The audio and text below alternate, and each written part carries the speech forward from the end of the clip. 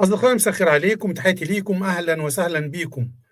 امبارح طبعًا كان في ظروف كده ما قدرناش نطلع امبارح، بس النهارده عندنا بث مباشر من القناة الآرامية في حضور ضيف من إدارة ترامب. المهم النهارده هنتكلم في كام موضوع لغاية ما يبدأ البث بتاعهم تقريبًا هيبدأ بعد نُص ساعة عشان الناس ما تقلقش، وخلال نُص ساعة هيبدأ البث. البث هيبقى مشترك بيني وبين قناة الفكر الحر مع صديقنا سام، ويمكن قنوات تانية، لكن هيبقى بث مشترك مع أكتر من قناة يعني، هننقل من عندهم يعني مباشرة. لو حد عنده أسئلة برضه يقدر يطرحها من خلال التكست وإحنا هنبعتها، بحيث هنشوف هيقدروا يجاوبوا عليها والّا لأ، لكن لو حد عنده مشاركة يقدر يشارك بيها يكتبها على التكست وإحنا هنبعتها. آآ حاجة تاني عايز اتكلم عن كام موضوع لغايه ما يبدا البث. امبارح مصر فازت ب... بتمثيل في مجلس حقوق الانسان اللي هو في جنيف. مجلس حقوق الانسان ده دول يعني بتاخد المكان ده تقريبا، او التمثيل ده بيتم كل عامين، بيتغيروا الدول.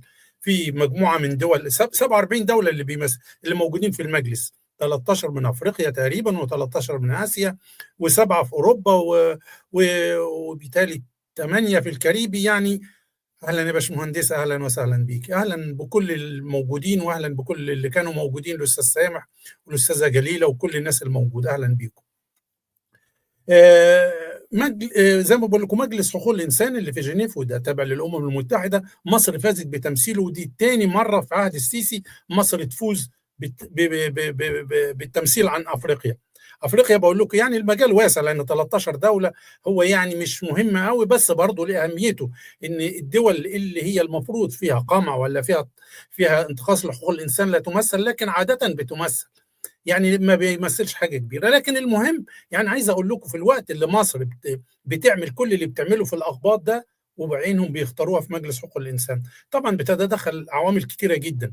احنا شفنا لسه بنتكلم امبارح واول امبارح ومن 3 ايام تقريبا عن خطف روجينا واسلمتها، بنت اللي هي البنت بتاعت عين شمس الغربيه اللي نزلت في الزيتون. يمكن سمعتوا عند صديقي سام، سمعتوا الاستاذ مجدي تدرس وهو بيتكلم عنها وايه اللي حصل يعني بالظبط. ده نداء وجهته اللي هي قبطك سوليداريتي عن ريجينا يعني.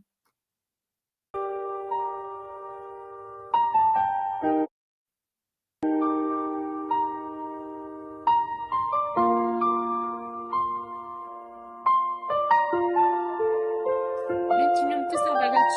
انت متخيل يعني بنتي مش موجودة، يعني قلبي وجعني عليها من يوم 9، محروق عليها، ولا بناكل ولا بنشرب ولا عارفين ان هي، متخيلين هي فين وايه اللي بيحصل لها. أنا دلوقتي بنتي مخطوفة من يوم الخميس 9/10، بناشد سيادتك وبناشد الداخلية ترجع لي بنتي. ده والدها ودي والدتها ودي صورة البنت.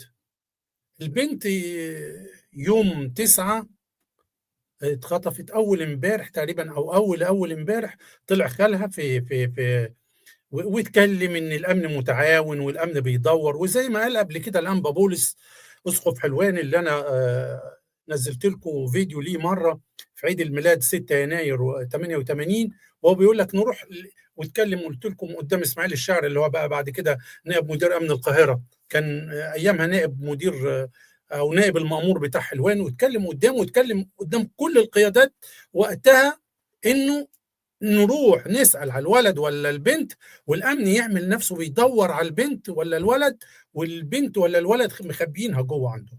نفس القصة عملوها دلوقتي مع روجينا رضا جابر. روجينا عندهم وخالها بيقول لك ده الامن متعاون وما اعرفش ايه وانا اول ما سمعت حديثه من كام يوم ان هو بيتكلم عن ان هو كان بيتواصل مع امين شرطه وفجاه الاتصالات اتقطعت انا قلت خلاص البنت دي عندهم. الكاميرات جابت البنت لغايه ما طلعت من حلميه الزيتون ولغايه ما ركبت التوك توك، وبعد كده اختفت خالص. البنت راحه يا دوبك بورق دروسها، يعني راحه تاخد درس في سنتر من السناتر واختفت البنت. خالها طلع مع الاستاذ مجدي تدرس واتكلم معاه، قال له ان هو البنت عنده البنت كلمته في الاول قطع، قال لها انت مش صوتك، فقطع الخط، وبعد كده كلمته تاني وقالت له انا، وانسوني وما تنسونيش، قال لها لا ده احنا هنجيبك بالقوه. لكن بعد كده لان احنا في مصر، قال له استاذ محمد، لان احنا في مصر، وطبعا لان الناس دي اصلا تحت الاضطهاد، فخالها راح عمل تويت، عمل خالها عماد عادل عمل بوست على الفيسبوك.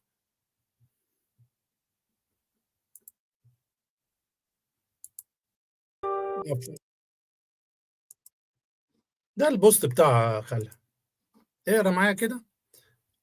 ده بعد ما اتكلم بكل جرأة مع الأستاذ مجدي تدرس، وقال إن هنجيبها غصب عنها وغصب عن الأمن وغصب عن الكل، واتكلم يعني الراجل، وكان محموق على بنت أخته، إن بنت أخته أصلا خدمة، مش قصة إنها خدمة يعني إنها معفية من أي خطأ، لكن لا، البنت كان ليها برنامج، وكانت راحها وبعد كده راجع على خدمة مش عارف كبار سن، وكانت متناولة قبل كده، يعني القصة البنت مرتبطة ببيتها، مرتبطة بكنيستها، ما فيش أي مشاكل من ناحيتها خالص. لكن شوف الراجل بعد ما اتكلم وواثق من بنت أخته، رجع بعد ما اتكلم بكل الجرأة، لأن الناس دي تحت حصار، تحت حصار. عشان كده دايما بقول لكم احنا صوتهم، احنا كلنا، مش انا بس، كلنا صوت الاقباط المقموعين في الداخل، كل واحد في الخارج حتى، والداخل اللي يقدر ينقل صوت واحد مقموع زي ده الامن هديده. روح شوفوا كتب ايه. بعد التحيه، انا عماد عادل خرجينا، حابب احذر لكن ما علينا، مكتوبه غلط، ما علينا، من بعض القنوات الخارجيه اللي انا اتواصلت معاهم بالفعل، وكنت بحكي فيه عن تغيب روجينا بكل التفاصيل بدون الإساءة لأحد، لكن ابتدأ استخدامي في الهجوم على بلدي، وأنا بمجرد إحساسي باستخدامي ضد بلدي علشان أكون أنا اللي من جوه البلد وأسيء ليها، رفض. الراجل عايز يقول يعني إن هو تراجع عن اللي قاله، تراجع، مش يعني هو مش عايز يجيب إساءة، احنا عذرينه وكل الناس عذراه، ده وضع احنا عارفينه، وعارفين القبط في مصر اللي بيتكلم يعني ده حق الصراخ، حق الصراخ فقط، مستكترينه عن الاقباط. يعني راجل زي ده بيصرخ بيقول عايز بنت اختي، ورافض اللي عمله الامن فيه في البنت. لا، هم برضه مستكترين عليه، ده هددوا، واضح انه تم تهديده وانه ما يتواصلش مع هذه القناه او تلك. خلاص، هم عايزين يقمعوا الاقباط، حتى الكلمه، حتى الصرخه، عايزين يضربوك ويموتوك وانت صامت كشاة تذبح ولم يفتح فيها، هو كده بالظبط. عايزين شاه شياه تذبح من غير ما نفتح فيها، هم ده اللي عايزينه، هم ده اللي مستنينه من الاقباط. لكن احنا مش هنسكت، ولا يجب ان نسكت، ولا يجب ان نصمت، لا يجب ان نصمت. عهد الصمت عدى، وقت خنق المعلومة عدى، دلوقتي الشمس ما بيخبوهاش بغربال. عهد الانترنت خلاص كشف كل العورات، وهيكشف العورات اكتر واكتر، مهما عملوا، مهما خطفوا، مهما حاولوا يقمعوا اصوات، الاقباط هيتكلموا. ان صمتوا الاقباط، طوب الارض هيتكلم عن معاناة القبط في مصر. معاناة القبط واضحة، كنا لسه بنتكلم قبلها بيومين، ده في الوقت اللي مصر بتفوز بتمثيل افريقيا في لجنه حقوق الانسان التابعه للامم المتحده. قبل كده كنا بنتكلم عن اغسطينوس الشاب اللي, اللي سجنوه ليه؟ سجنوه يا دوبك قال كلمه حق، يا دوبك نطق بكلمه حق، سجنوه لانه مش عايزين حد يتكلم. هقول لكم ايه ليس اغسطينوس.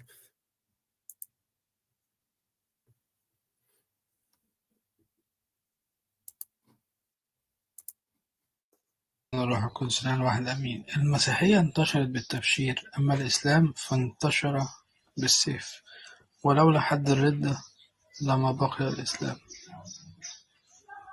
بسم الله والابن والروح القدس الآن واحد أمين. هل اخطا اغسطينوس؟ ده امن الدوله خده ورماه وجدد له حبس، ما تعرفش ليه. هل اخطا؟ قال حاجه غلط؟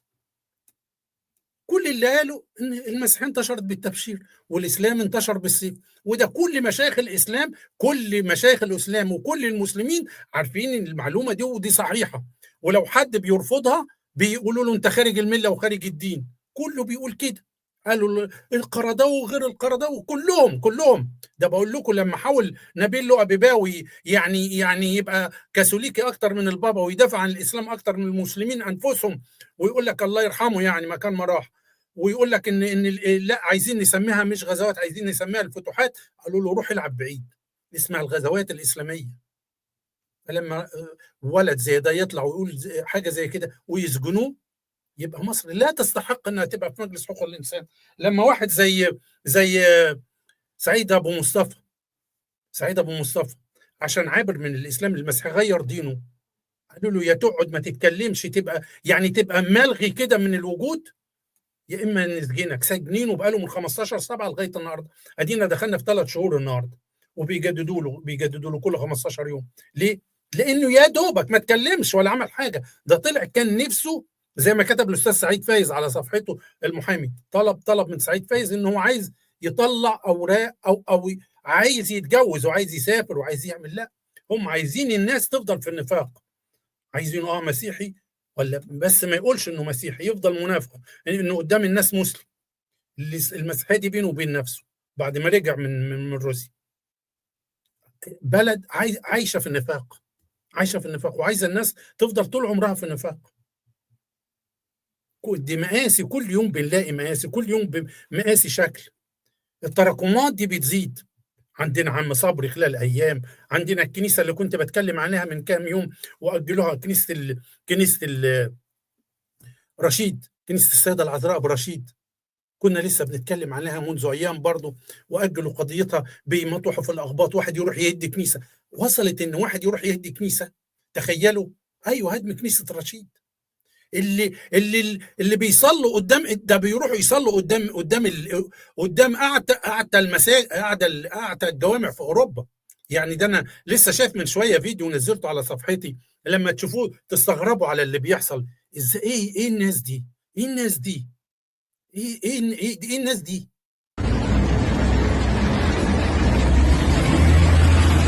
الله أكبر، الله أكبر، الله أكبر، الله. الحمد لله رب العالمين، الرحمن الرحيم، مالك يوم الدين. سلام المسيح، الرب يبارك حياتكم. هذا الفيديو اللي شفتوه هو في روما، في الفاتيكان، الكنيسة الكاثوليكية. هدول الناس كانوا عم بيصلوا بالقرب من الكنيسة الكاثوليكية بنوع من الاستفزاز. السؤال ليش؟ طيب ليش هدول الناس هيك عقليتهم؟ في روما في إيطاليا بانيلهم، إيطاليا معمرت لهم 60 مسجد. هلا إيطاليا هي اللي دافعة ولا هي مش دافعة؟ هذا مش موضوعنا. على الأراضي الإيطالية في روما، هذه الأرض هي للكاثوليكيين، تمام؟ عاملين لكم 60 مسجد، تركين 60 مسجد ورايحين تصلوا بالقرب من الكنيسة. شو هالتخلف اللي عندكم؟ ما بعرف يا اخوتي، شو رايكم بهذا التصرف؟ اكتبوا لي في التعليقات. مع حق. شو هالتخلف؟ انا مش فاهم شو هالتخلف صحيح. شو ايه يعني شويه، معلش يعني جايين من بلاد اصلا مش هقول يعني، وجايين يستفزوا الناس استقبلتكم، اطعمتكم بعد جوع، وسقيتكم بعد عطش، وقوتكم بعد خوف، واديتكم مرتبات واديتكم اعانات، وبتخلفوا بالواحد وبالعشرة عشان تاخدوا اعانات اكتر واكتر واكتر، وتيجوا تستفزوا الناس وتلبسوا ملابس بتلبسوها لا لا لا لا لا يصح انكم تمشوا بيها بهذه الملابس وتقفوا وتصلوا بيها في الشوارع. عندك جامع صلي فيه، احترمتك البلد. ايه ده؟ ايه ده؟ ايه اللي بيحصل في اوروبا ده؟ مستفزين، حاسين انهم الاعلاوي، بس ده اصلا بسبب ان في سلطه اصلا خانعه في الدول الاوروبيه، في سلطات خانعه ظنوا انك لما تقوي الحيات وهذه الثعابين والعقارب وتديها الحنان كله والعطف كله هتأمن شر لدغاتهم، لكن هم عمرهم ما امنوا شر لدغاتهم. كانوا بيتظاهروا في المانيا من يومين وبيشتموا المانيا بشتيمه قذره. الالمان اللي قووهم ميركل اللي هي استقبلت 1.5 مليون واستمر بعد ميركل فتره طويله يستقبلوا اللاجئين. شوف اللي حصل في المانيا، كانوا بيشتموا شتيمه قذره من يومين. في المانيا وفي غير المانيا، في ايطاليا وفي انجلترا حدث ولا حرج. انجلترا حدث ولا حرج. برمنجهام مش هقول لكم الوضع فيها ايه، الوضع فيها كارثي. مع الوقت هيطلع اليمين. دي المشكله. القناه المفروض هنبدا الساعه 9 يا اخ اللي بيسالني على الاراميه الاستاذ كامل. المفروض هنبدا الساعه 9. انا مستني يبعتوا لنا البث. انا قلت بس عشان الناس نبدا في البدايه، بقى قلت بعد كده هنبدا الساعه تقريبا الساعه 9. مستنيين نعمل بث مشترك معاهم. في فرنسا كمان. ايوه استاذه جليله، في فرنسا في كل مكان. فرنسا كل الضواحي دلوقتي، مش الضواحي، حتى العاصمه نفسها بقت برضو حاجه حدث ولا حرج. الفرنساويين بيتركوا الاماكن دي خالص. ما تلاقي، نادر لو شفت فرنساوي في الضواحي، نادر لو شفت فرنساوي في مترو، في بعض المتروهات، نادر. في اماكن كتير جدا. في السويد، في مالمو مثلا ما تقدرش تدخل اماكن معينه في مالمو في السويد. في بروكسل، احياء في بروكسل، احياء طبعا. المانيا برضو حدث ولا حرج. باريس ضواحيها كلها. السويد بيتهيألي بدأت جت حكومة يمينية، بدأت برضو تدوش شوية. فرنسا لسه بيلعبوا بقى. انتوا شايفين اللي بيحصل في فرنسا. ماكرون طبعا واليسار. ماكرون اصلا برضو متهاون. هي المفروض التاسعة بتوقيت، هم كاتبين التاسعة بتوقيت مصر، لكن ده خطأ. هي 10 بتوقيت مصر، التاسعة بتوقيت أوروبا. احنا مستنيين يا جماعة. لو في بس هيبان خلال أقل من ربع ساعة إن شاء الله، تقريبا خلال أقل من ربع ساعة. مساء الخير، أهلا وسهلا بالجميع. اللي مكتوب على الورق، أنا كتبت من بدري إن هو هيبدأ التاسعة بتوقيت أوروبا، 10 بتوقيت مصر. السويد دلوقتي عملوا قوانين. أيوة، بس استفحل الخطر، والعملية ما بقتش سهلة زي الأول. في الأول كان سهل التخلص من هذه النماذج. دلوقتي مع مبادئ حقوق الإنسان والتغلغل والتكاثر الديموغرافي، بقوا في البلاد دي مش سهلة. المفروض على القناتين، يا أخي جرجس، المفروض على القناتين. هيبقى هننقل من هناك دايركت. للأسف بقول لكم، في كل الأجواء دي مصر، في كل الاضطهاد اللي حصل لمصر والكنائس اللي بتهدم جهرا نهارا قدام الشرطة وفي حراسة الشرطة. البنات بتخطف نهارا جهارا وبتحجز في الأمن الوطني، نهارا جهارا.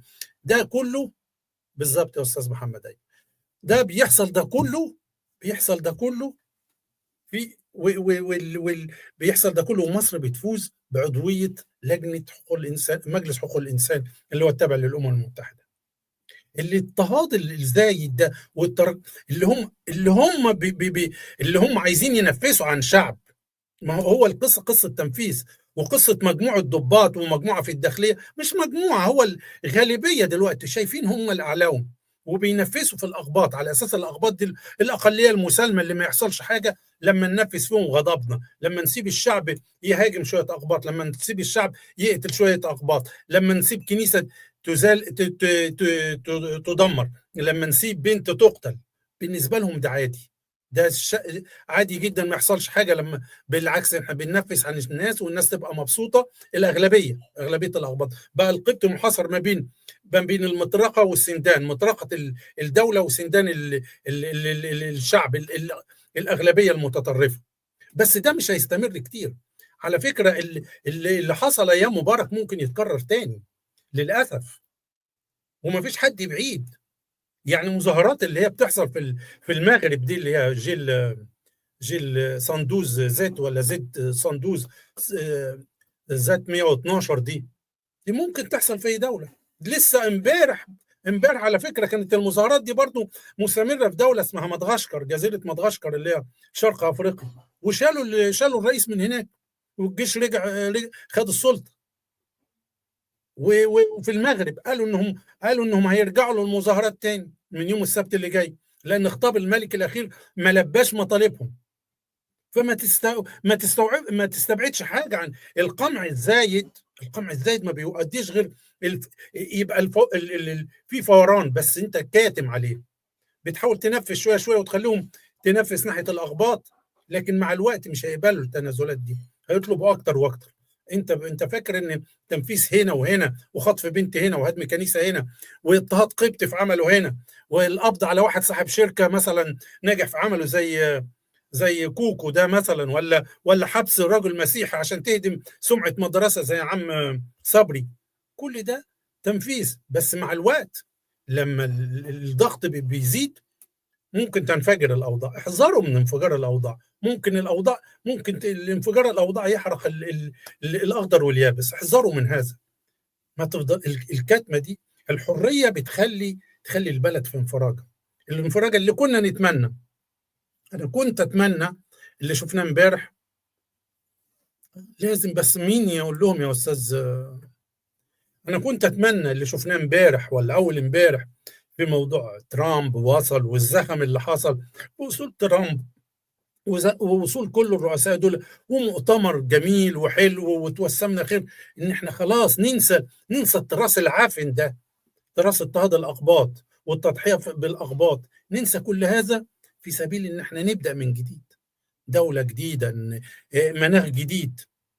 لكن للاسف ما زلنا في هذا المناخ. بنت عندها 19 سنه بدل ما يرجعوها لابوها وامها اللي نفسهم، حقهم. انتوا ايه ده؟ انتوا مش بشر عشان تخطفوا بنات الاقباط بهذا الشكل.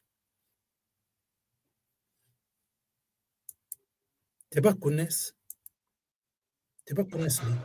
ناشد السيد الرئيس عبد الفتاح السيسي، بطالب من حضرتك بعد إذن حضرتك، أنا عايز بنت مختفية من يوم 9، من يوم الخميس 9 أكتوبر، راحت درسها وما رجعتش لحد دلوقتي. بناشد سعادتك يا فندم كأب قبل أي شيء، بناشد حضرتك أنا عايز بنتي. كلمي وأنت كده. انا عايزه بنتي، اعتبرها زي بنتك، اتصرف معاها.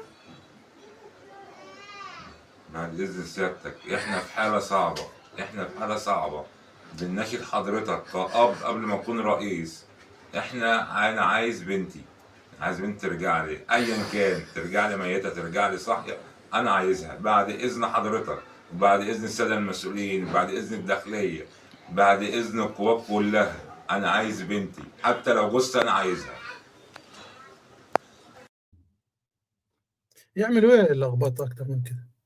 يبوسوا يعني ايه؟ يبوسوا الارجل؟ وصلتوا القبطي يا دوبك عايز يعيش بس بسلام. اهلا استاذ جرجس، اهلا وسهلا بيك. القبطي عايز يعيش بسلام، عايز بس بنته ومراته بنته تروح درسها وترجع بسلام، محدش يعاكسها، محدش يخطفها. عايز مراته تطلع شغلها بدون ما حد يتهكم عليها ولا يضطهدها عشان مش لابسه حجاب. عايز يروح شغله لو هو اللي حق انه يترقى، مش عايز اكتر من كده. بتضطهدونا في المناصب كلها، بدايه من الوزاره للاماره، لا مدير ولا وزير ولا حاجه، خلاص بتعتبروا ان ما فيش ولايه للقبط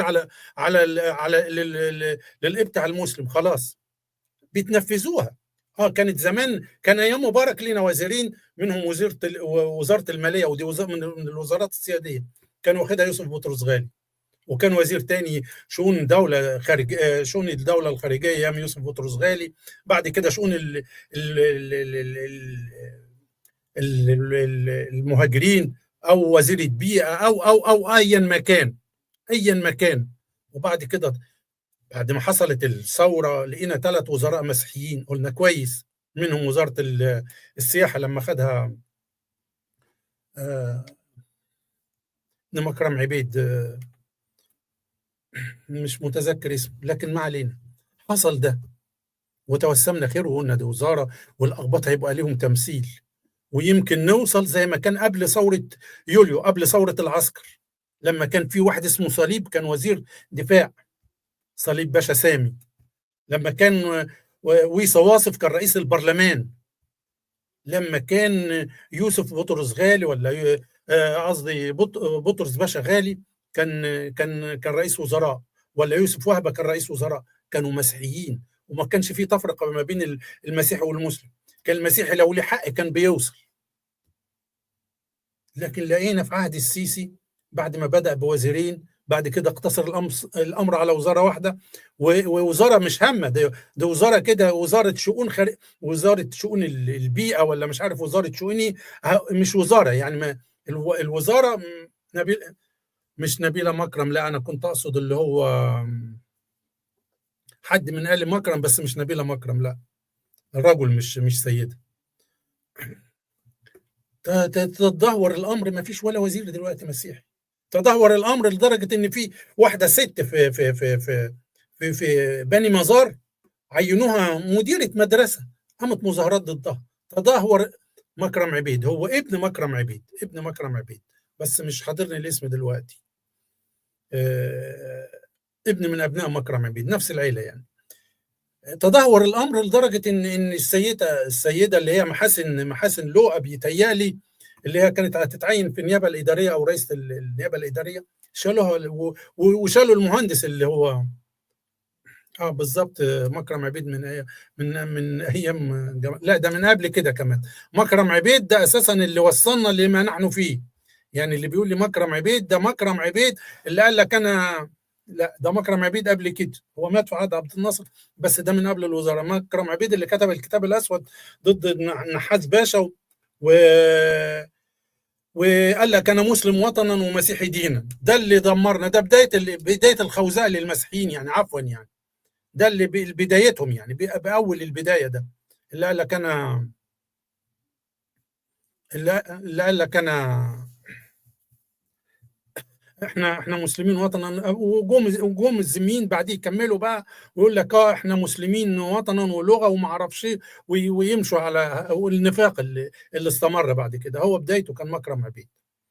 فبقول لكم بقت دلوقتي يا دوبك القبط ما عندوش احلام انه يبقى وزير، ما عندوش احلام يبقى مدير، عايز بس يعيش في امان، لان في خوف، يخاف على بنته، يخاف على ابنه، يخاف على اي حد. للاسف ماشيه كده دلوقتي، للاسف.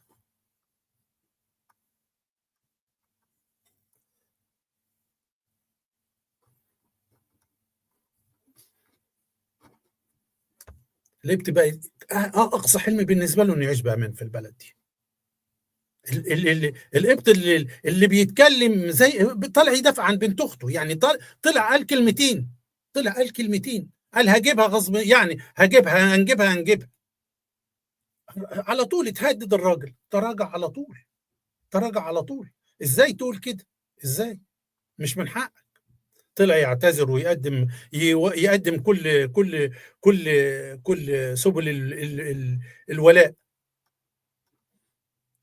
لانه يبطي، عايزين يكمموا صوته، مش عايزين حد يتكلم، مع ان الاقباط بيضحوا بالرخيص والغالي عشان البلد دول. لما بيشوفوا حد في موقف ويجروا اول ناس، مش بدافع انهم يظهروا ولا يعملوا، لا بدافع بمحبه. القبط بيقدم بمحبه. شوفوا القبط اللي من يومين ده، اللي هو بتاع الصياد البسيط ده، شفت صياد بسيط اللي ما حدش يهتم بيه على فكره، مين هو اسمه ايه؟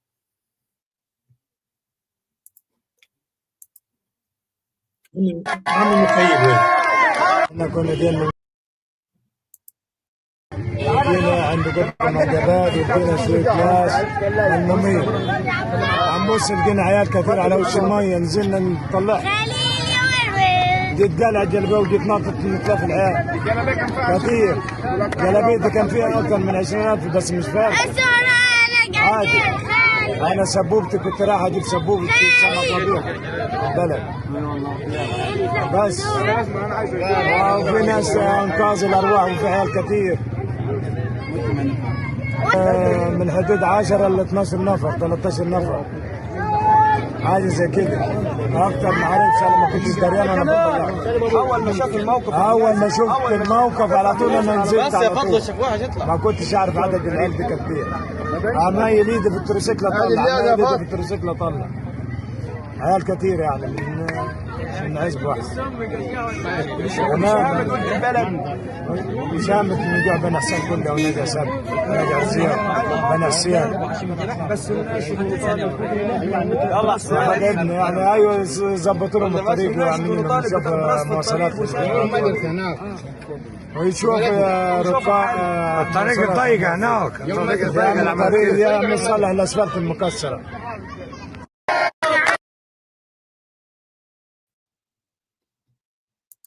ده راجل كان يستحق انه يبقى ترند على فكره، بس طبعا حتى في الترند الاقباط دايما مضطهدين، حتى في الحاجات البسيطه دي اللي بتفرح الناس الاقباط دايما مضطهدين. شفتوا عملوا ايه في البنت اللي هي بتاعت الشيبسي هايدي؟ شفتوا عملوا ايه مثلا؟ راجل زي ده مش عشان 5 جنيه تصرف حلو اللي عملته، بس شفت وصل لغايه فين؟ مطربين وممثلين ولاعبين وكله كله كله عشان هايدي. لكن راجل زي ده اختفى خالص اختفى خالص، ولا حد يهتم بيه، ولا عمل اللي عمله بدافع محبه. بالظبط، كلمه ايجيبت معناها ارض القبط. بالظبط بالظبط يا استاذ حمام، صحيح صحيح. كلنا مصريين، ده احنا اللي عايزين نقوله. القبط ما بيحلمش انه يبقى ليه دوله، لان بالبعض كتب لي هو ليه القبط ما يبقاش لينا دوله ولو حته صغيره؟ لا، القبط مش ما بيحلمش بده. القبط عايز يعيش في سلام. القبط كل اللي عايز يعيش في سلام. ايوه ايوه، عايز يعيش في سلام، عايز يعيش في كل مصر، كل انحاء مصر. احنا بنعتبر كل مصر لكل المصريين، ده اللي عايزينه مش اكتر من كده. لكن هم مش فاهمين ده، مش فاهمين ده، مش فاهمين ده. دايما حاسين ان القبطي وكانه اجنبي. انت ما شفتش الحويني مره، او مش فاكر الحويني او احد مشايخ السلفيه ايام اللي بعد ثوره على مبارك، قال لك اللي مش عاجبه يهاجر على كندا. يعني عايزين اولاد البلد اللي هم اصل البلد، مش عايزينهم في البلد.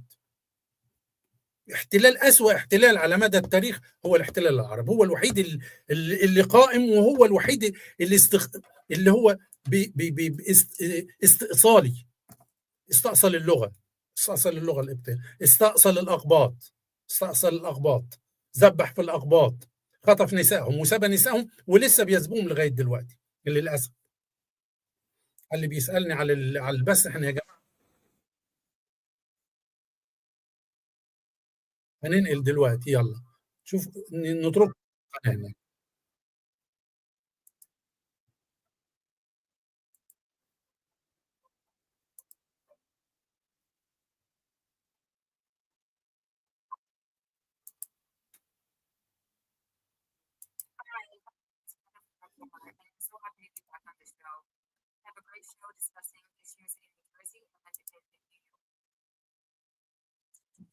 Rogers, who is Vice Chair of American Values.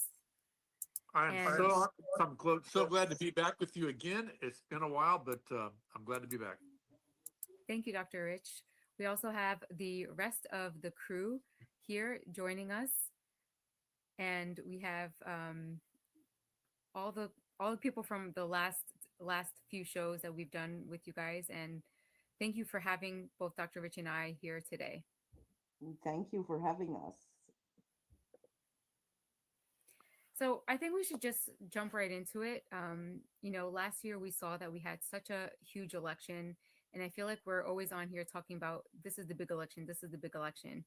And literally in New Jersey, it is the big election, because we, in our Constitution in New Jersey, give so much power to our governor, and that's who's up for election this year, is the governor of New Jersey, as well as our assembly and plenty of local offices. So I wanted to just remind people that, first of all, the election is on November 4th, 2025, so in less than 3 weeks. Early voting is from October 25th to the 2nd of November, and there's nothing going on November 3rd, and then obviously election day is on November 4th. So what we're going to talk about today is the election, some policies under, some of the people running, and the importance of our vote, the Christian vote, the faith vote, actually. So we want to get people involved. We hope that people understand that every single vote counts. We saw it last time. We see it especially in local elections. Some people win by just a handful of votes. So literally every single vote counts. Dr. Rich, you want to add to that some experiences that you've seen? I would love to start with some really, really good news. Okay, so here's some really good news. When we were heading into the 2024 elections, as far as national organizations go, all the big conservative organizations, none of them were spending any time in New Jersey because they thought it was an unwinnable state. They weren't going to spend money where they weren't going to win. Meanwhile, the Democrats were spending tons of money. Well, I am convinced beyond a shadow of a doubt that because of all the efforts of channels like this one, of efforts like the people on this program, all the stuff Jim was doing with the Coptics, I am convinced that because of everything that you folks did leading up to 2024 election, it's the reason that the state of New Jersey finished only 5 points behind, which was almost historic. Because you brought it to 5 points, and I know it was the faith vote. I know it was. Jennifer tells me about the social media all over Egypt the day after the election, how they had, for people that had voted for the first time and everything else. But this state right here is now in play.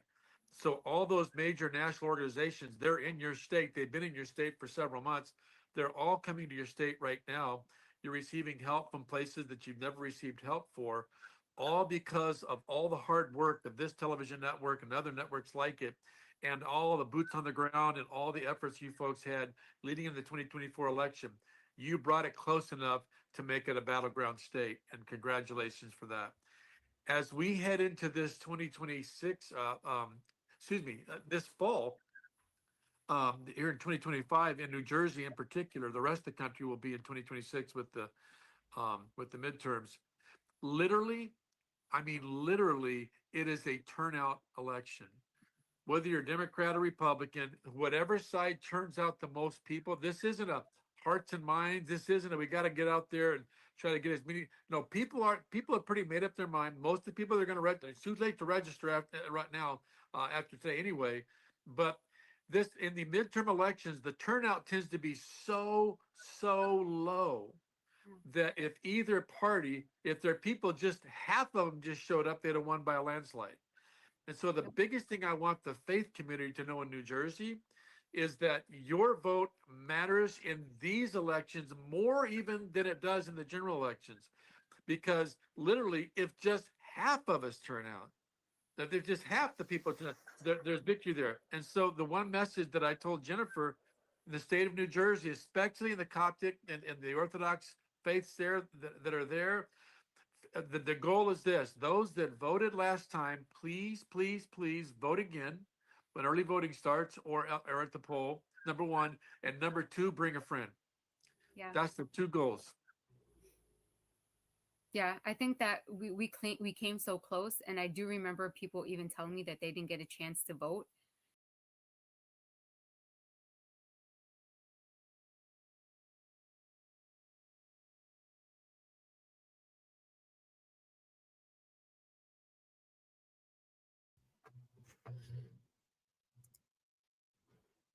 عفوا يا جماعة، بنحاول نظبط الدنيا، معلش.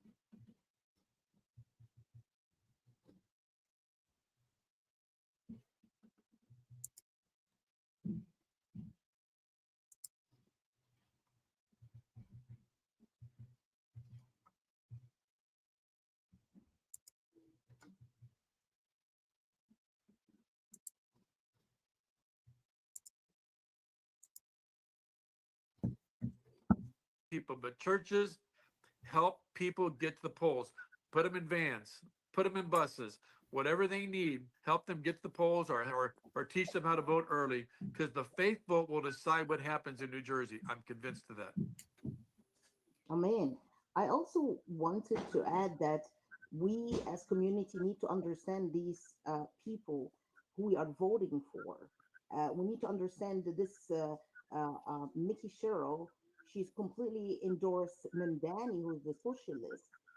We're not ready for that. Like in New Jersey, have almost 500,000 people from North New Jersey go and work in New York City every day. So this will affect New Jersey as well. It's not that, oh, that's a different city, or no. The woman literally endorsed a man of socialism, which means who knows what she would do in New Jersey. Also, she's very vague. Like we couldn't understand really her policies. She would not. She refused to say that she will reduce the tax on houses and income and all this stuff. She refused to say anything. She refused. It's like vague. The same old Democrat who will never admit their policy or never say anything, and anything they say never happens. Unlike Jack Chidarali, you will find him clear about reducing tax, clear about freedom, about the parents' freedom of education of their children. All this stuff that we need, and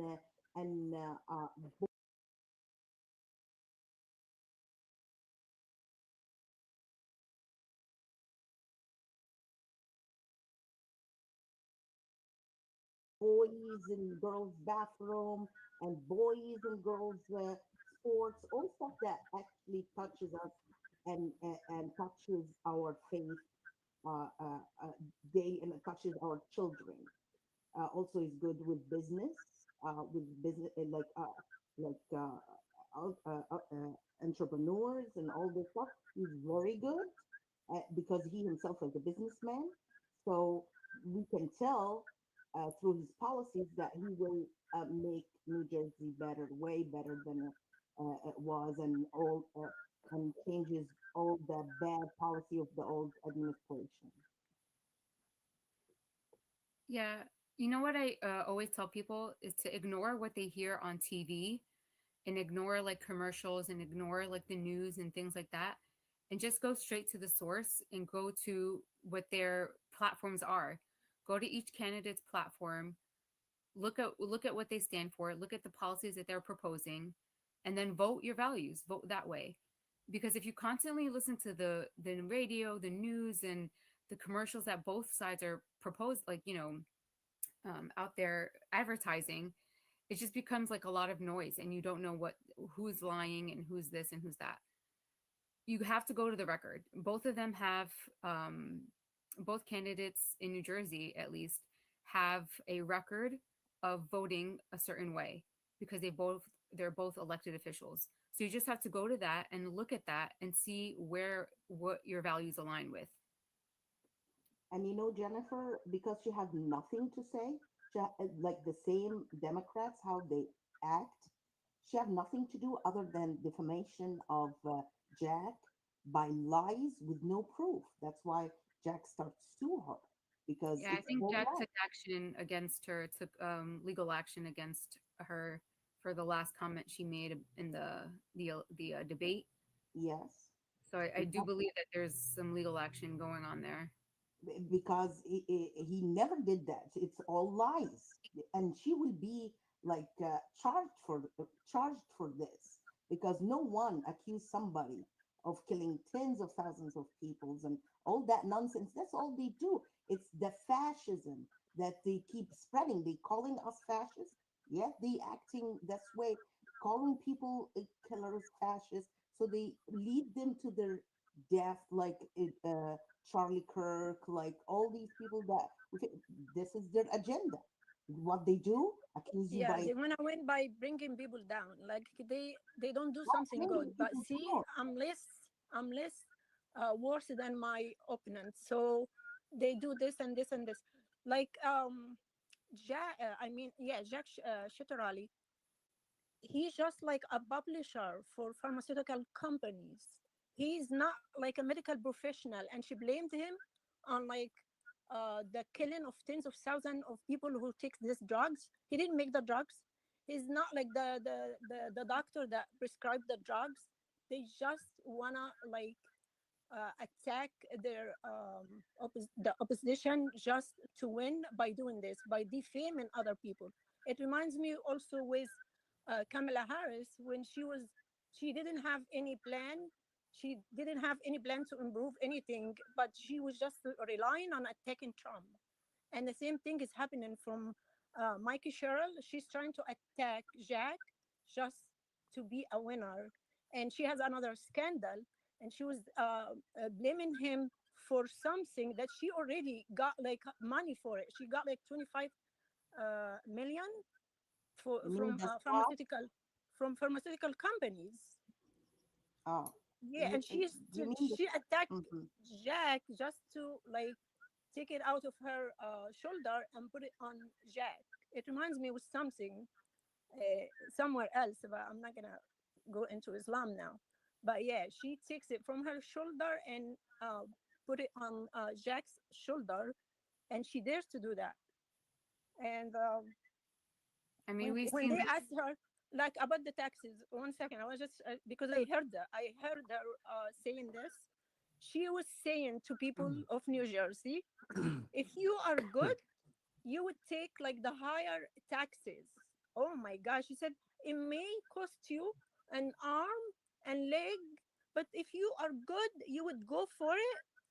Hello, your your job is to make me not pay higher taxes, not to tell me be good and take it, be good and accept it.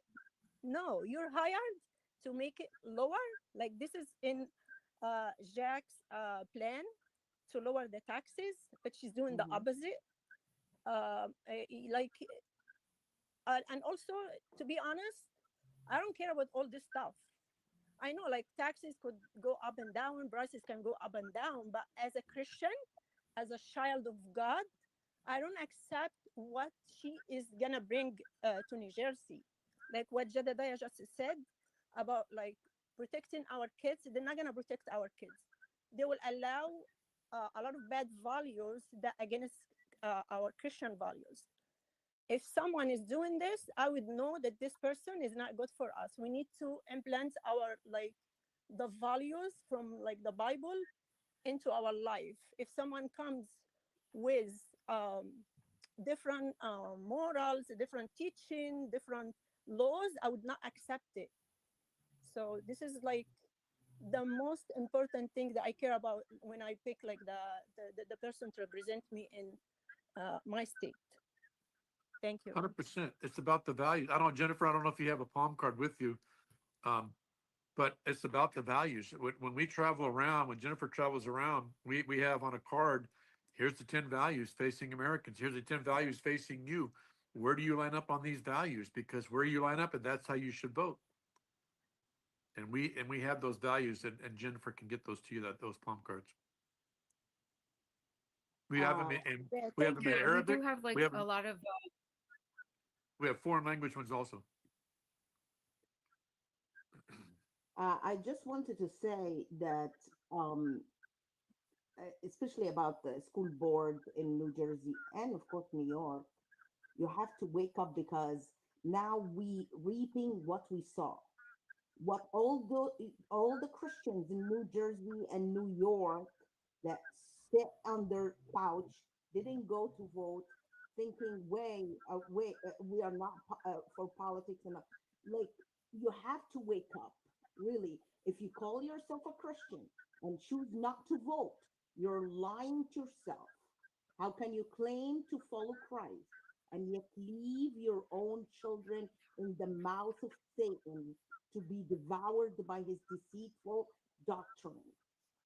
These doctrines target our children with destructive sexual ideologies that confuses them, tell them that they are in the wrong body, and pressuring them and their parents to believe that if they don't change, they will end their lives with their own hands. All lies. So many young people have been led into darkness through these lies. Many who transition discover later that they have fallen into deep depression because of the unnatural hormonal changes. Tragically, some take their own lives, and in some cases, harm others as well. We have seen and witnessed heartbreaking acts of violence, such as mass shooting carried by the Robin Westman at the Catholic Church in Minnesota, and many others like it, and the assassination of Charlie Kirk by the boyfriend of a transgender person.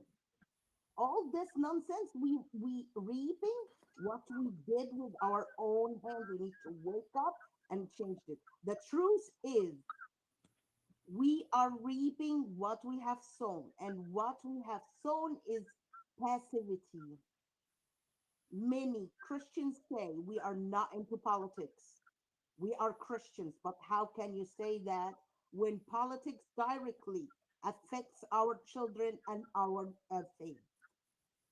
That's exactly what the evil one wants you to believe through his lies, so that you stand by helplessly, watching as he devours your children while you feel there is nothing you can do to stop him.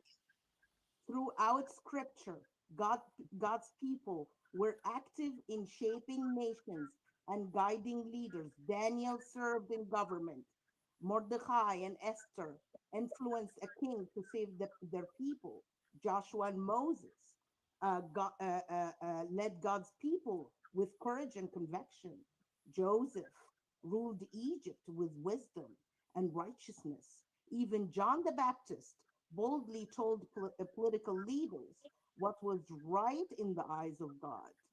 And let us not forget how heaven itself once spoke to Emperor Constantine, leading him to a vision of the cross of the with the word, "In this sign we will conquer. You will conquer." Through that sign, the he and rho, the first letter of Christ's name, he overcame and transformed the entire Roman Empire. So yes, Christians must be involved in politics, not for power, but to protect truth, life, and faith. When we stay silent, evil fills the silence. It is time for Christians to stand, speak, and act as children of light. And vote. Dr. Rich, yeah, Dr. Rich, can you just elaborate on that? Like, some people don't want to get involved in politics as Christians. I know you talk to a lot of groups about this. Can you elaborate more on that? Like, why is it important as Christians? Yeah, basically, people of faith, especially when they go to church,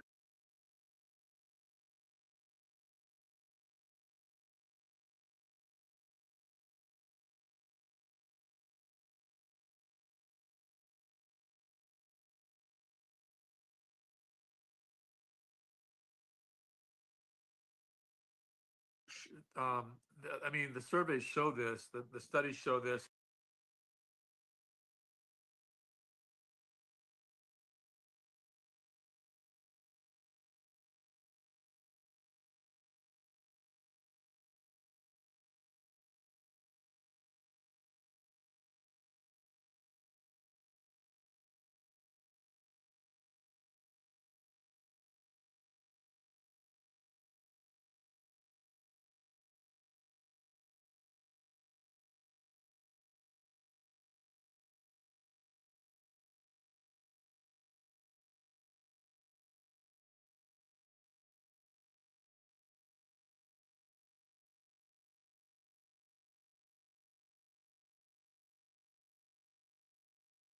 They don't want their pastors talking about politics. And by politics, they mean uh,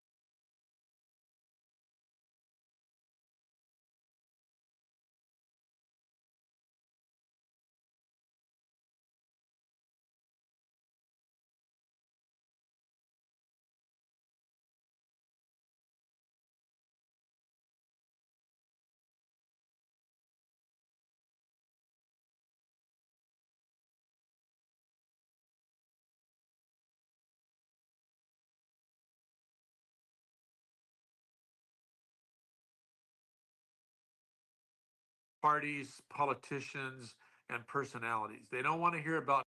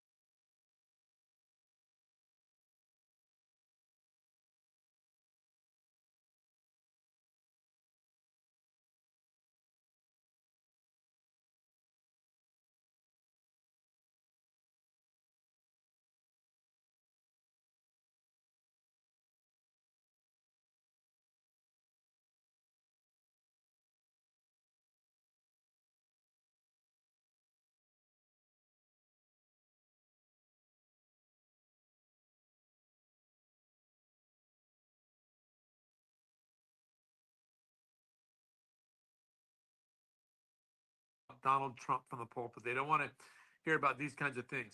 However, what the studies also show, those same people that don't want to necessarily talk about politics in that way, they do want a pastor and a faith leader that talks about the issues they're dealing with on an everyday basis. The people in the pew, they do care about if there's boys in their girls' or daughters' restrooms. They care if there's men and women's sports. They care about life, the life of the unborn. They care about religious liberty. They care about the economics. They care about taxes. They care about the border. They care about crime. And when you have these conversations with people, and whenever the faith leaders have the courage to actually talk about the values on the ballot, you don't have to say I'm a Republican or I'm a Democrat, vote Republican, vote Democrat. You say here are the issues. These are the values. Our values, Christian values, are literally on the ballot. And like for you not to take a stand, for you not to even vote, that's unconscionable. Whenever you're in a place now, a lot of folks are from foreign countries that are there in New Jersey.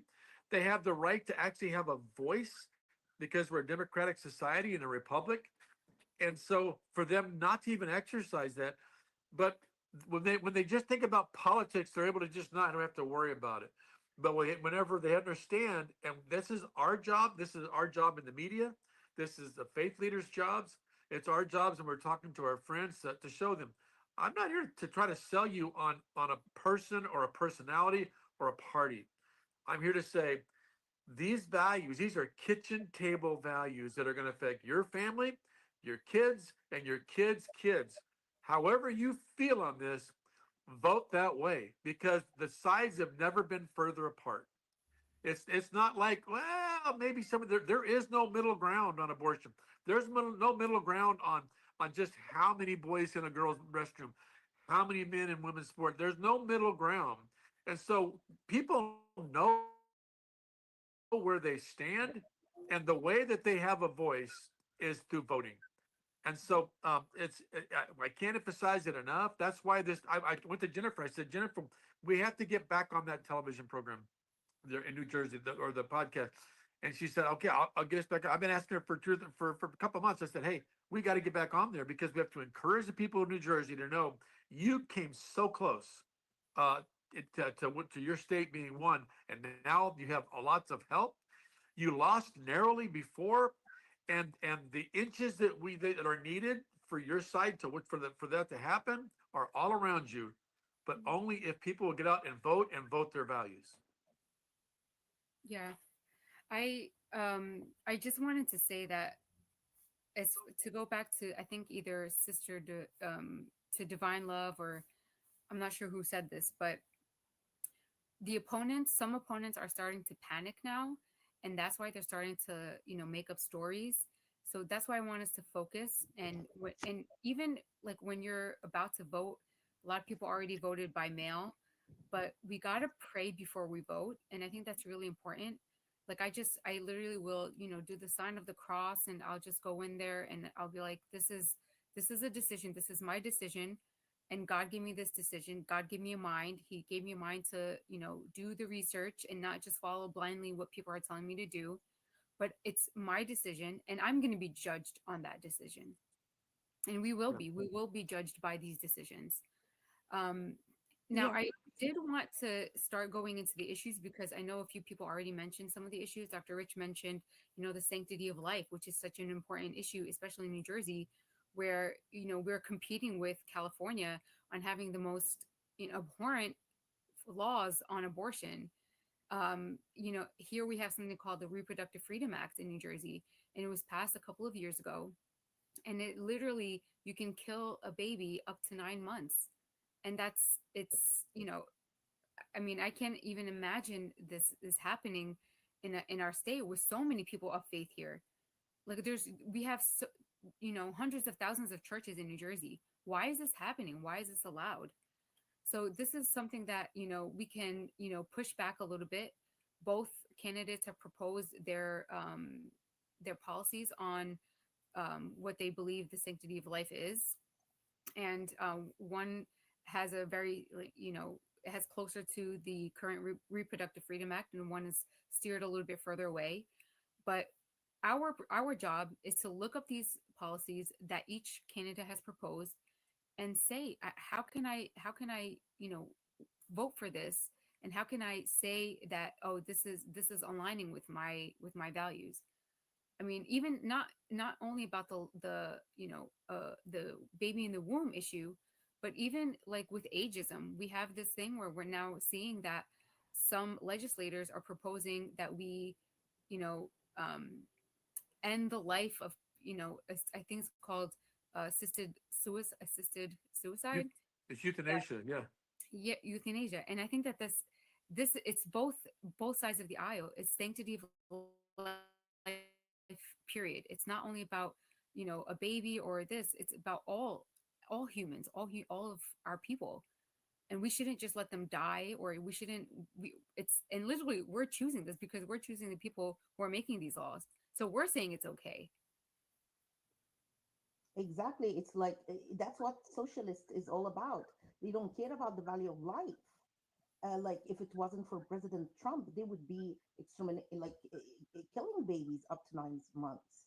But now we have up to the first semester.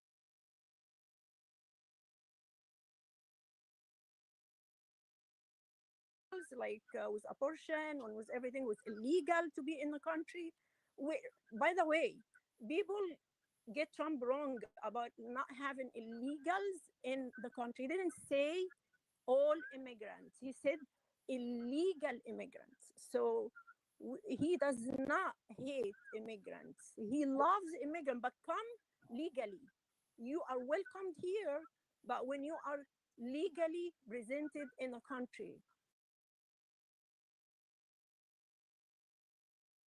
Because if you go to like the illegal ways, they send us. We have the right to pick who comes into our country. I came here. I'm immigrant myself. We like most of us, except like Dr. Richard, are immigrant, but we came the right way. I know like Jennifer, like her family are immigrants. So we all came like the right way. We came legally. We came through visas. We went like through like long system. And so America has the right also to pick who comes to their country and to go through their procedure. Not like to let the other countries like send us.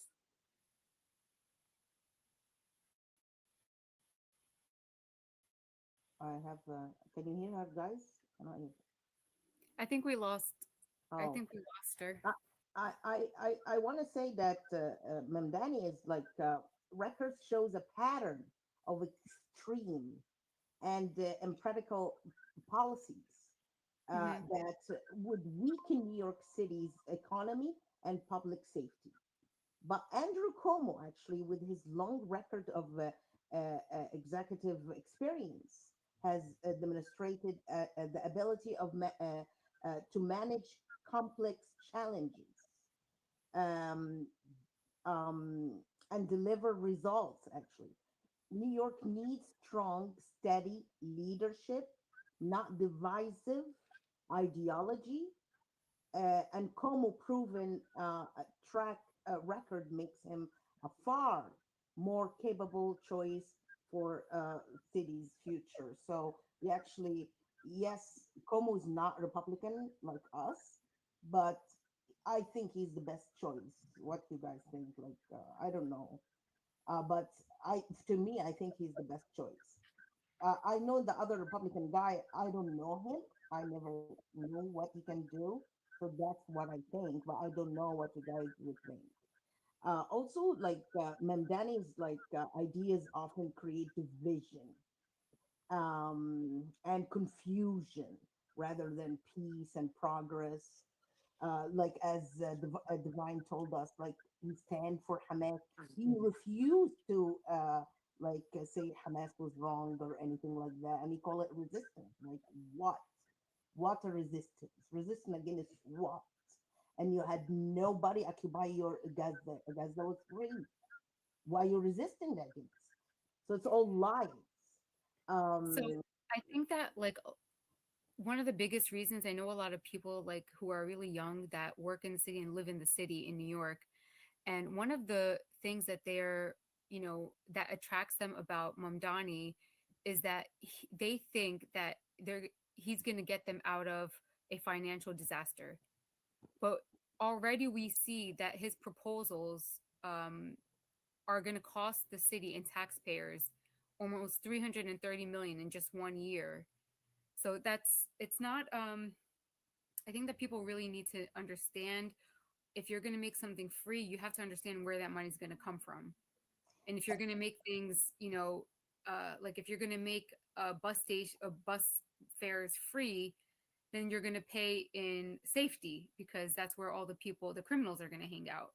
So there's I think like a lack of understanding, and that's why we had to be a knowledgeable voter. You can't just go in blindly and vote by color. You have to go in with knowledge of who is on the ballot and the issues that are on the ballot. And it's really hard to say what's going to happen in New York, but regardless of what happens in New York, I think that New Jersey will be affected. There's going to be like an exodus, like a major exodus from New York into New Jersey. And we're going to see a lot of these people who didn't want to get involved in the political arena. They didn't want to vote. They didn't want to participate in like, any of the candidates. They didn't like any of the candidates or something like that, whatever it is. So they're going to migrate to New Jersey and, other surrounding areas.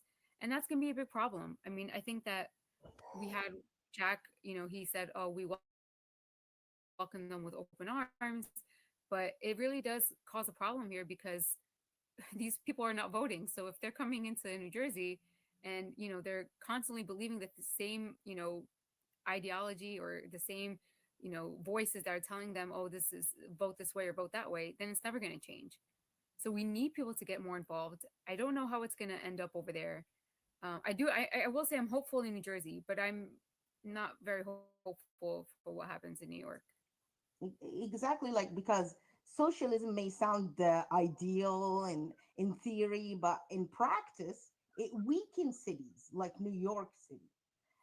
It discourages hard work, drives away small businesses, and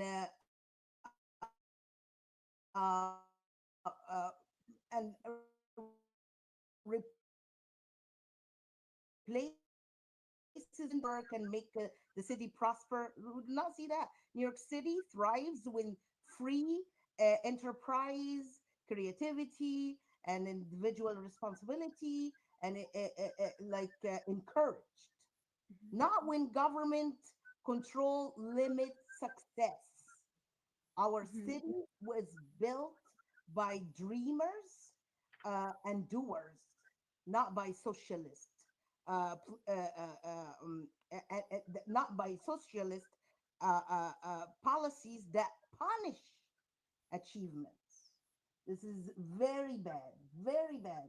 When the city, like all businessmen, this is New York City, it's all about businessmen. And you put socialists there, it's a destruction. Destruction, not just for the New York City, it's destruction for all the US. I was thinking about like all the songs in the past that were about New York and dreams are made in New York. I feel like, dreams are dreams in New York are going to be squashed if, a certain person wins, but it's going to be a very, very tough, very close race. I think we should all, consider praying about this, including New Jersey and Virginia and all the other places having elections. Pennsylvania has a huge school board election and their judges are up. But we definitely need to focus on, praying and talking to others about getting out and voting and, just telling people to drown out the noise from like the commercials and the TV and just focus on what the facts are. Mhm. Actually, well, we can see that the President Trump trying to protect the kids of the United States and also working on supporting more the businessmen and like the companies and all these. We see that Mamdani trying to do the opposite. We can see that he faces criticism for his policies. He plans to raise taxes on big companies and the wealthy people who benefit this country and support the workforce. And he promised to spend 65 million on gender transition treatments for minors, which is something really serious also and dangerous for this country. And he has also received donations from controversial groups like CIR, like Care. it's something yeah, it's like something really serious to talk about it also. Mhm. Yeah, I think the whole education thing is going to be a rough issue in New York. Um, I mean, it's the same like I call them like the coastal states in California, in New Jersey, New York. We have like this major education problem. We're battling a lot of these organizations that are flooding our legislators and our governors with money, and they're the ones who decide how our education system will go. This is a huge problem. Even, I mean, I know you're concerned specifically about New York, but in New Jersey, we have organizations like SECUS. We have organizations like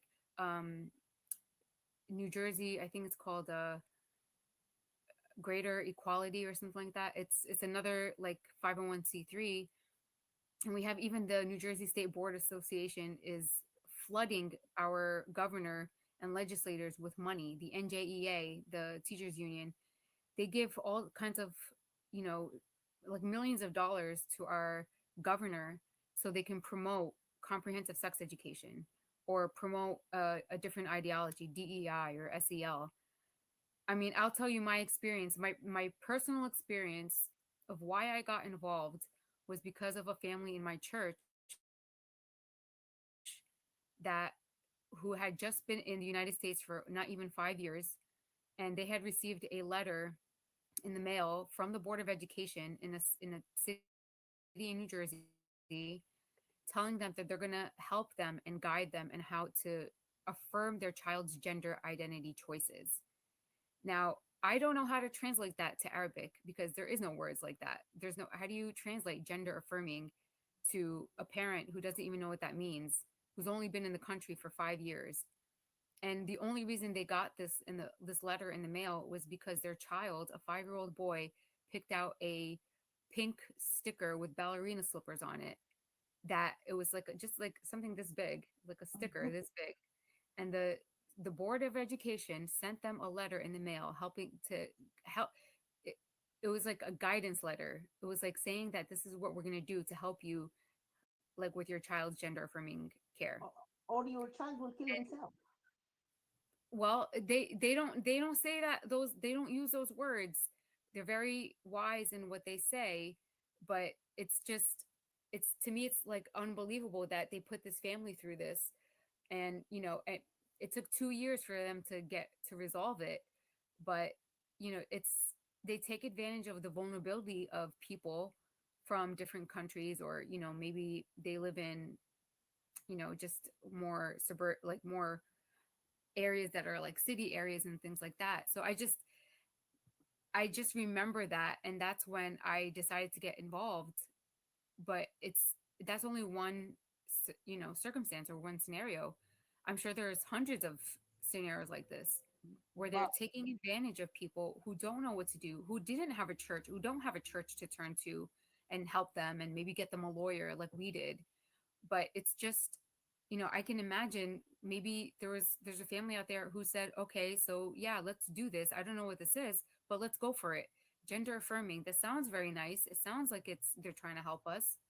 And then they go through the process, and then they, their kids are later put on puberty blockers, and then later, cutting off healthy body parts. So it's very, very traumatic to, for a family, especially that's coming from Egypt and like small villages in Egypt. They have no idea what this stuff means. And they're coming here for a better life, the American dream. And they're just bombarded with, politics and ideology and this and that. They can't even, focus on the real reasons why they came to this country. So it's very sad that, this is where we're at. But at the same time, in the darkness shines light. So that's our job. That's what we have to do. We have to be the light, and guide our neighbors to a good moral society. Exactly. And that's why we need to choose Jack, because he actually he did a lot of things like in that field. Like he has signed on the commitments like the Stand with Women pledge, affirming support for protecting sex-based rights and female opportunities in sports and single-sex spaces. He emphasized parental rights in education and school curriculum, transparency, which they do to us all the time. They take our kids, teach them stuff, and we realize that what nobody told me, But he be sure that the curriculum transparency through endorsements from conservative and family policies organizations, which is great. That's what we need. We need somebody to be clear with us, telling us what they teach our kids. We'll be in control. And that's why we need not just to vote for Jack, we need to vote all the line down, all of it. School board, everything, whatever follows, vote for it, because that's very important for our children. We cannot risk that. Go ahead. Yeah, I just wanted to share with you guys something that one of the legislators who are up for assembly this year, literally puts out a statement that says, they said, every child belongs to the state of New Jersey. So your children don't belong to you, they belong to the state, is what they're saying. And that's Exactly. what they believe. They believe that your child belongs to the state. Exactly. Socialist Democrats, this is their policies. They want to take our children from us. They don't want to us to educate our children the way we know or teach them our values, our Christianity. No, they want to say your child is our child. We raise them the way we want. We brainwash them the way we want. You have no control over your children.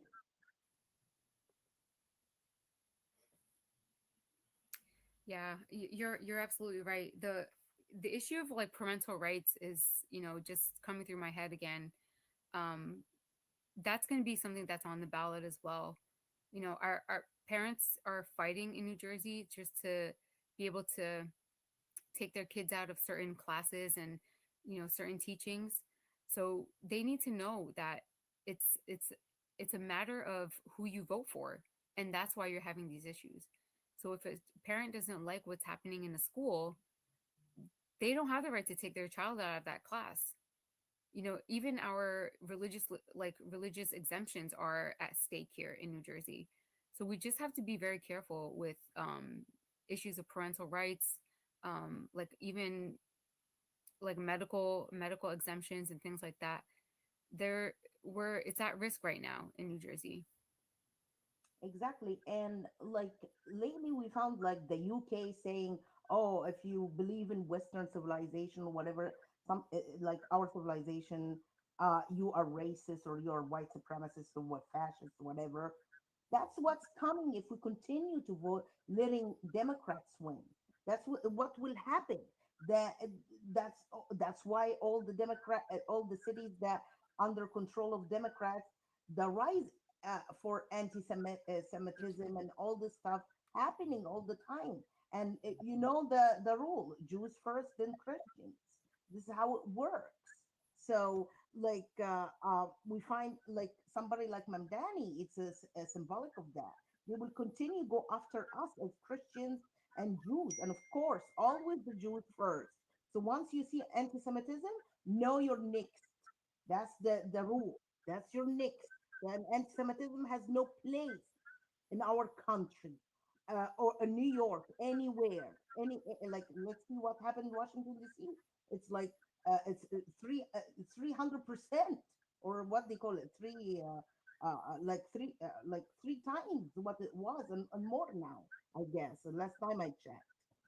Let me tell you something. Sorry to Mhm, interrupt you, but mhm, yeah, before you leave this point, mhm, they said like the owner of the biggest food stores, like a big chain in New York, mhm, mhm. he said if Mamdani like won the election, he would close all his stores. Like people go attack the stores and they steal stuff already. So imagine if Mamdani made it free for them. This person are not gonna like make any money. These people are not gonna be able to live in this state, and it's gonna be a big mess. As we said before, it failed before. Like I don't understand it. If you tried something and you have like a plan and this plan failed, would you like repeat it? That's like not smart. So No, yeah, Exactly. go ahead. Mhm. Go ahead, doctor. no, You I want? agree. 100%. Oh, 100%. okay.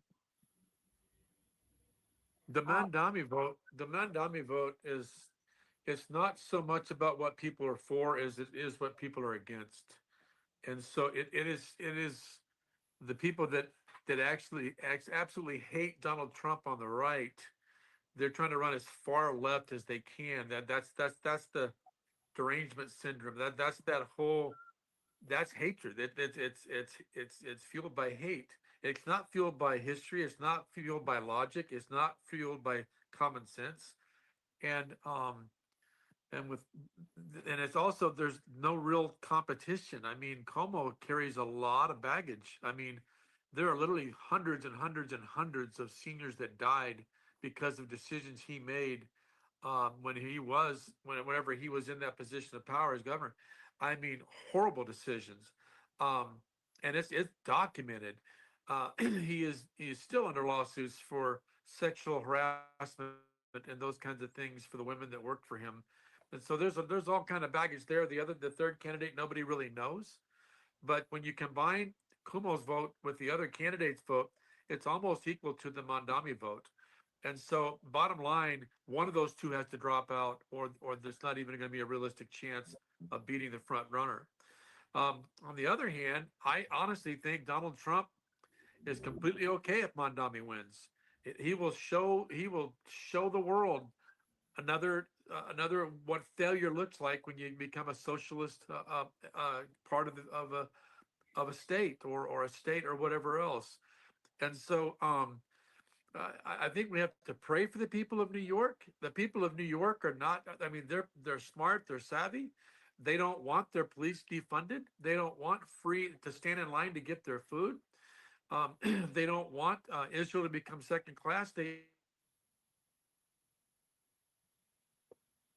we lose him, or my connection is bad? Maybe the connection, his connection is not here. Oh, okay. I also want to add something that also the rise of anti-Semitism was one of the reasons they choose Mamdani in New York specifically, like for some reason, which is that's this generation is so evil, and we as Christians we are more, and we and the Jews are more in number, but the like the being passive, that's what make these kind of people go on the surface and be able to win. But if we stood up, like I believe we can defeat that guy, because like we as Christian we cannot let anti-Semitism win in this country. And if this guy took the mayor of became the mayor of the New York City, you will see anti-Semitism like never before. Like now it's very high. You will see like never before. Like our cities always stood against a beacon, like it stood, sorry, as a beacon of the diversity and mutual respect, where people of every faith and background can live in safety and dignity. That is why it's deeply concerning when public figure appears to tolerate or excuse rather than that fuels division or targets the Jewish community.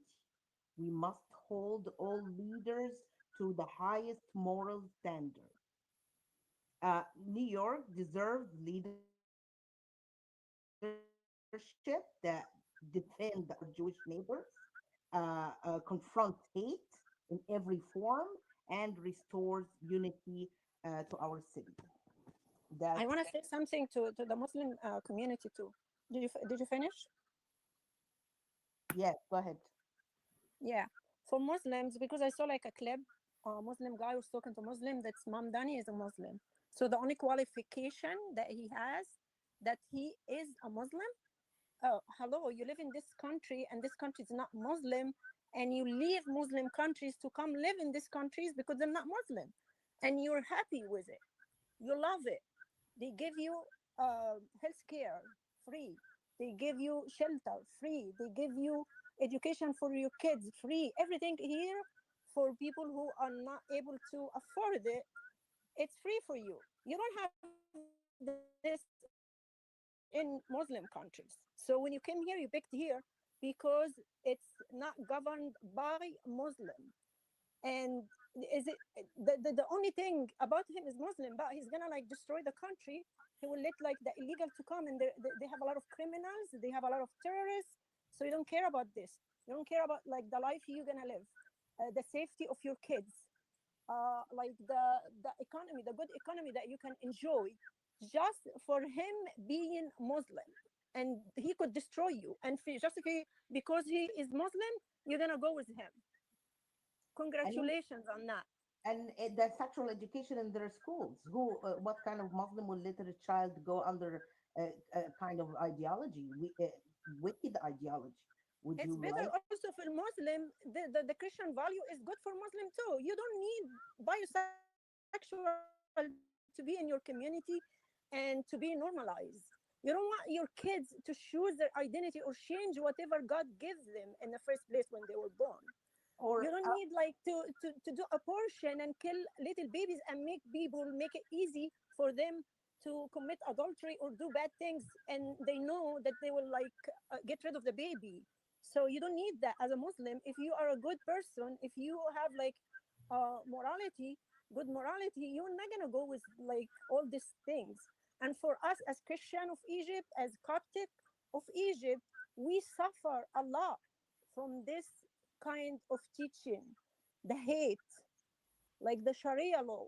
One day, if you're gonna go with this person, maybe one day you're gonna go with another for the same reason, just for being Muslim, and then they can like apply the Sharia law, the law that you already escaped your country, you left your country, and you came to the other country that doesn't apply it because you wanna get like a good living, a safety for your family.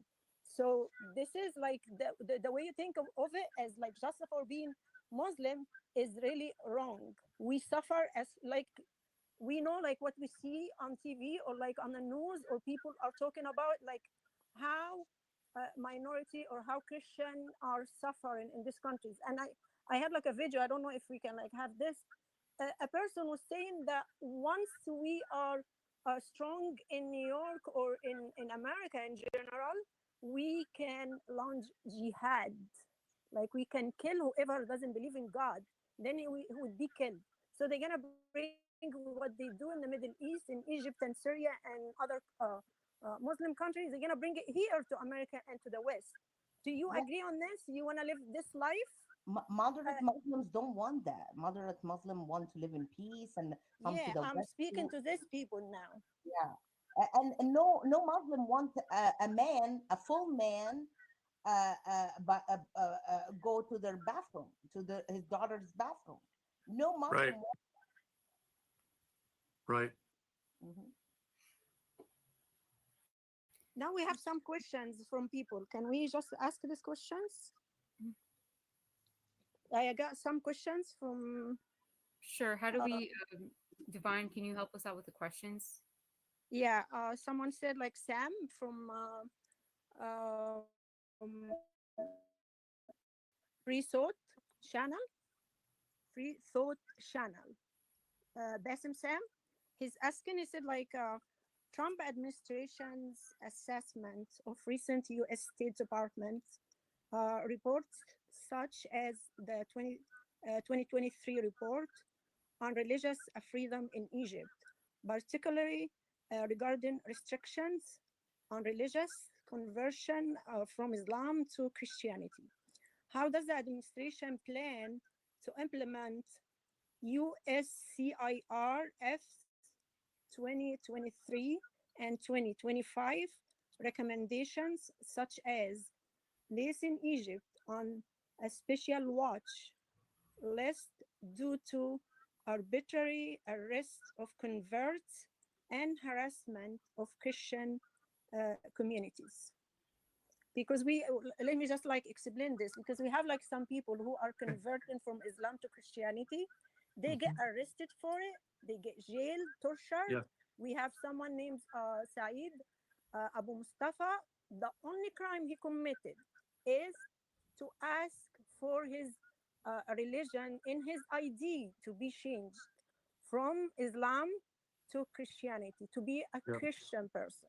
He was jailed, tortured, and until now, he's not released, and he didn't even have a case against him. So this is like one of millions, I believe. There's millions of converts in Egypt that cannot live freely. They cannot like document their no religion on their IDs, and like a lot of people are complaining from it. So I would love to respond to this. This is another topic that I was going to bring up. We're doing a lot of work also with Hindu issue that I see that's happening, and I'm not going to answer your question directly, but I'm going to answer it in regards to what happens in New Jersey when people vote. And so what like, for example, a lot of the Hindus are very upset about some of Trump's doctrine or some of what he's doing as it relates to the nation of India. And so there's some within the Hindu population there saying, oh, we all got to vote for Democrat. We all got to vote Democrat because of what's happening, because of policies they have that are affecting India. And so there's so many different ethnic groups represented in the state of New Jersey, and the way America interacts with all those different nations on a multitude of issues, everything from Christian persecution, which you brought up earlier, to this situation of conversion, to the issues that India has with trade, all those kinds of things. And here you may not like my response, but my response is this: when we're engaging with people about this election, which takes place in just 3 weeks, right? I think we have to bring the discussion back to, I understand all that, but we're not going to solve all that in the next 3 weeks. And I can't convince you one way or the other. What I can say is the election in 3 weeks isn't about those things. The election in 3 weeks is about the values that are on the ballot. Okay, and so while those things may be concerns, I understand that, and we work that through diplomatic ways, and we've been the different pressures and things like that. But for right now, we need to focus on the issues that affect the people, the different nationalities that are living in New Jersey, for their next governor, for their next attorney, for all the different positions that are up right now. And so those issues are valid issues, but those aren't going to be solved in the next 3 weeks. What is going to be decided in the next 3 weeks is who your next governor is. What is going to be decided is all those issues we talked about. You're talking about transgender. You're talking about men and girls sports, boys and girls bathrooms, all the value issues that are critical to all those people of faith from all those nations are on the ballot in New Jersey right now. And that needs to be the focus. We can debate U.S. policy in all the nations of the Middle East, and we can have that conversation for hours, but we're not going to change the mind of a president in the conversations we're having in New Jersey over the next 3 weeks. What we can do is we can ensure that New Jersey does not go based on what you believe, should either going to go further left or further to the right. That's the decision, and that's what the impact we can have right now. Hope that makes sense.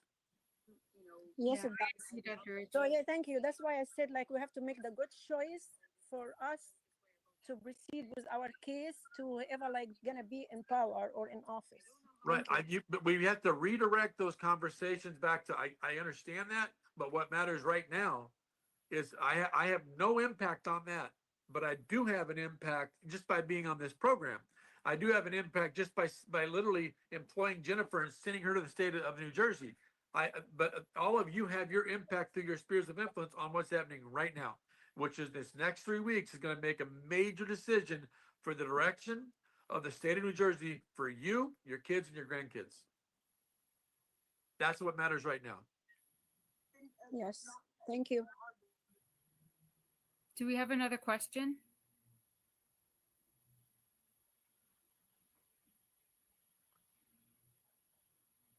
I see two in the Yeah, we chat. have to like get the phone number.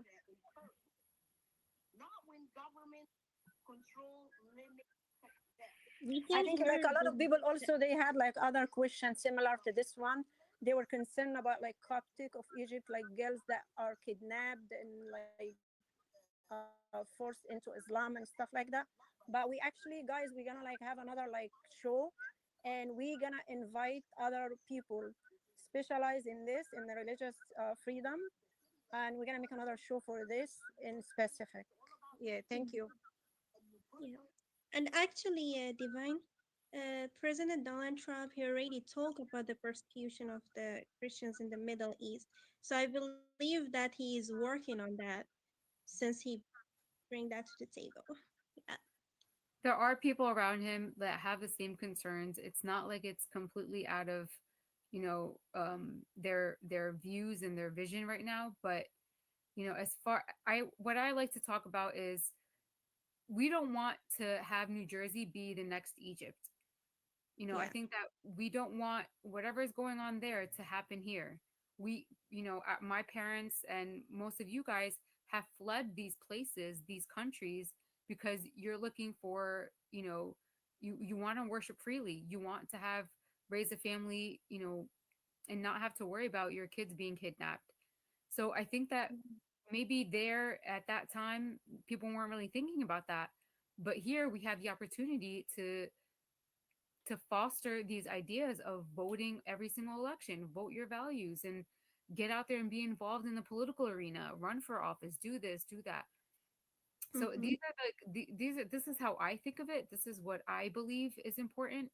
My family left there, and I want to raise my family here and know that people are going to be safe. And I have the opportunity to make my voice heard, but maybe over there they don't.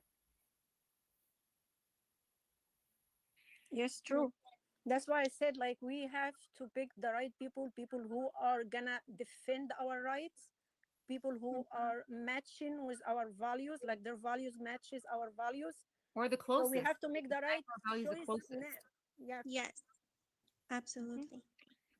So technically, what we can see, like a person who incites against killing kids and receiving support from suspicious Islamic groups and incites hatred and uh, oppression and against a country that has strong relationship with the United States and exchanges like we exchange like technology with them, and we have many benefits with Israel. So a person like that who came and start doing all those things, this person may be of a danger to the Christians in the future and the people in that country. So they must be more wise in thinking about those people who are like that.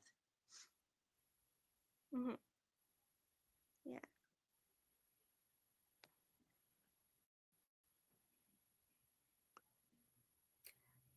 I do know like everybody has these concerns about like people in other countries, especially Christians who are the minority. But we have the opportunity to bring back like what our founding fathers in America wanted, and I think that that's really important. We have the opportunity to change things around, and I already see it happening. I see it with our youth. They're paying more attention to what's going on, and they don't like it, which is great because they're the future, right? And I appreciate like these types of channels that express what's really going on out there, because there's just so much noise and there's just so many ideas, and everybody is saying something and you don't know what to believe. So we have to be wise. We have to ask for discernment and pray that God, he opens our hearts and minds to do the work, to actually get out there and do the work. It's our job to do the work. God has given us a voice. He's given us the ability to do things. We actually have to take the action and do it. Yeah, and as we see, like when President Trump said stuff, and he like delivered what he said he's gonna do. He said like he's gonna make peace in the Middle East, and he did, and we appreciate that very much. And we show the world like the child of God, when he says something, he does what he said he's gonna do. Unlike the enemy that lies and lies and lies, thinking by lying a lot he will believe himself and people will believe him.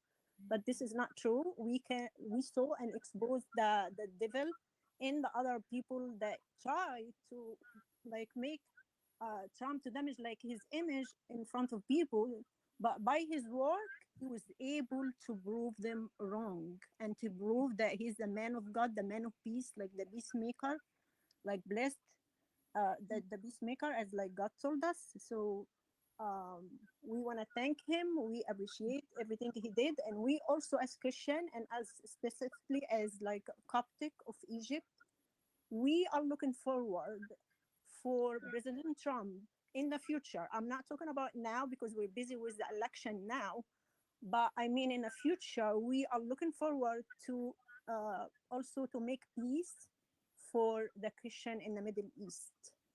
either Coptic or like Syrian people and people in different countries, we need peace as well.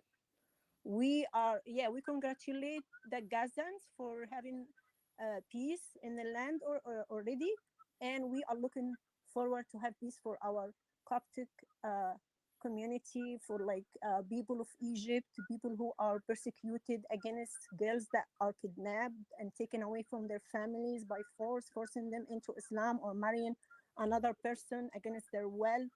So yeah, we like I hope like my voice reach President Trump, and I believe, and I like I know that he's gonna do something about it. And thank you so much, Dr. Richard and Jen. Thank Sister, you. I'm a, Sister Divine, I noticed that. Can you take a look at the YouTube comments? There are lots of questions there. Yeah, but I guess our episode is over. Yeah. I'm gonna look I and see.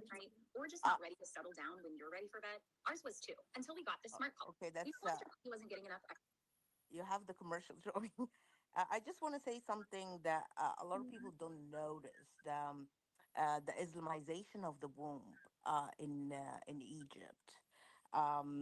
Actually, it's not just like taking girls and force them into Islam and stuff like that. No, it's actually destroying. It's um, like ending the Christian community in Egypt that way, because once the girl lost her chastity in Egypt, in a conservative community like our community, she's done. There is no more marriages for her. Especially when she bear a Muslim child, and they they force her into marriage because in in the Sharia law, if the child came out of wedlock, the child cannot be belong to the father, and they be scared that child turn to become Christian, so they have to force her into Islam in order to make the marriage happen, because there is no legal guardian for her for the marriage if they are Christian. So she has to be converted into Islam, and to take the child, force to make that child a Muslim child, and that way, then they throw her in the street. They don't care. And if even she returned back to Christianity, they don't care because her future ended there. And this way, they wanted to limit us as community and stop our growing, because we growing rapidly. We are the biggest, as you know, we are the biggest Christian community in the Middle East, and they want to finish that. They want to end us fast, and that's the way they hunt us. They hunt the Nigerian girls the same way, and these days is the number in a rise. Like before, in my time, there was big number of girls were being raped and all that stuff, and the girls would throw themselves from the balcony. And our church will gather us and tell us, hey, don't try to kill yourself, don't try to do anything, just return back and everything gonna be fine. But that's what make me like the rest of my life, I was so scared to leave home. If I want to college, if I went to college, my dad would have to drive me there, and my dad has to bring me back. It was hell on earth, literally, for me in Egypt. So I understand now that, because the number in a rise, and the number of kidnapped girls on a rise in Egypt. Now there is no safety. Our community cannot be safe anymore. They cannot send their children. The parents now afraid to send their children to school and to churches and stuff like that, because it's so scary to lose your chastity, to lose it. That's mean you lost everything. You lost your future. They changed the girls paper on the same day, while we have millions of converts from Islam to Christianity. Till now their papers cannot be changed. They stop them from marrying. They cannot marry. They cannot live their life normal. They cannot marry Christian, of course. They put their lives on hold, literally. to force them either return back to Islam or leave the country because you have no life here. So who can live like this? We lost everything. We lost our dignity. We lost our. We are losing our faith. We're losing everything because we are under attack, and that's why we asking Trump. Just we know he's aware, but we know he's not aware of what's going on at this moment. These days now, the number on a rise in a big time, big time.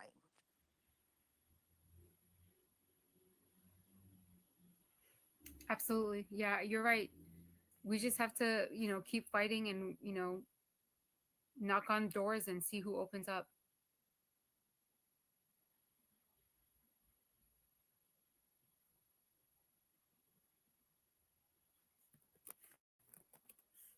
The divine, I think the divine is not here. No. We have, what is that? So yeah, I think that brings us to the end of the show. I just want to thank everyone for having us. Dr. Rich, thank you for your time. And all of you, thank you for your very insightful comments and, sharing your thoughts on what's coming up very quickly on November 4th, the election, both here in New Jersey and in New York. I think we have the opportunity to make a real difference. And I just want to thank you for giving us the opportunity to come on this platform and speak about the issues at hand. Thank you, guys. I will always accept this invitation. I love coming on with you folks. Thank you, Dr. Rich. Thank you. Thank you for having us. Thanks so much. Thank you.